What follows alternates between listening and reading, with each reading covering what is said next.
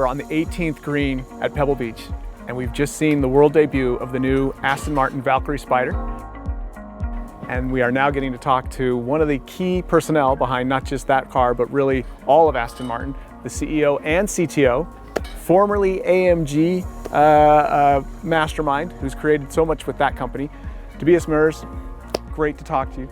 Thank you for your time here. And let's start with what you consider to be the potential for Aston Martin now that you're there, and the last 12 months, where do you see this going over the next 12 months after your turnaround efforts?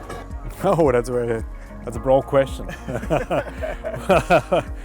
First of all, it's really great to be back in Pebble Beach, honestly, and see many persons, talk to persons once again, and not just on Zoom.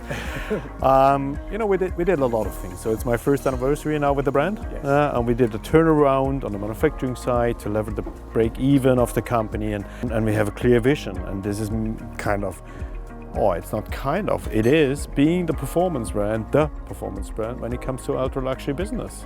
And this is our mission and our vision, and Valhalla underpins that, our ambition for creating the future, having more variants with the DBX, being more performance focused, still have that cruising element in a DB11, which is mandatory.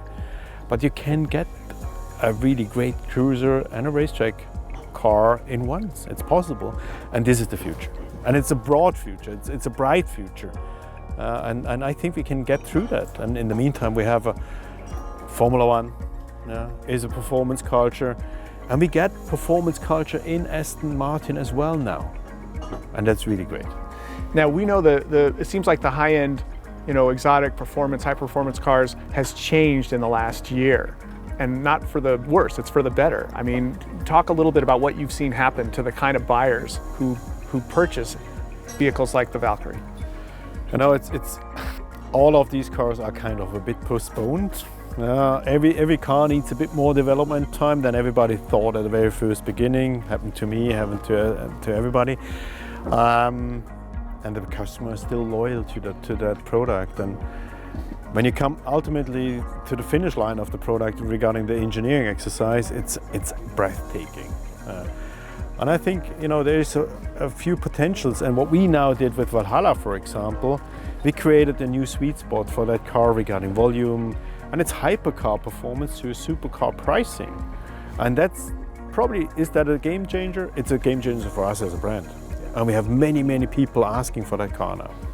Have you seen any shift in the type of customers specifically for Aston Martin? Has there been any evolution, or is it pretty much, has it moved? Bringing new cars to the brand, like a Formula One edition of the Vantage, brings new customer to the brand, younger customer, more performance-oriented customer as well, and Valhalla as well.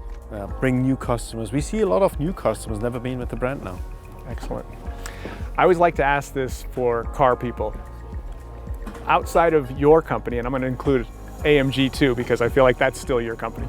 Beyond Aston Martin and AMG, tell me a car, past, present, that you really find stunning, fascinating. One of the cars that really drives your passion for cars. And you say that to the average executive, they want to be like, well, I love this car we make and that car we make. We know your cars are good. Outside of your cars, I always like to get a sense, what other cars out there really intrigue you, or you find, drive your passions?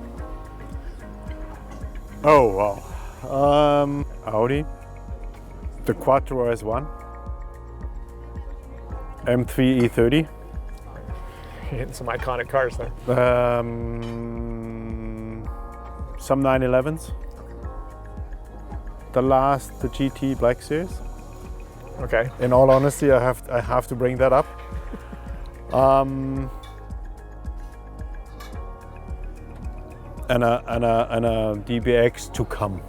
Okay, all right. Those are good. You know what, I have to say this now because you said that. Come here, I want to, come here real quick. There's a gentleman right here, his name's RJ De Vera. He's got an interesting background.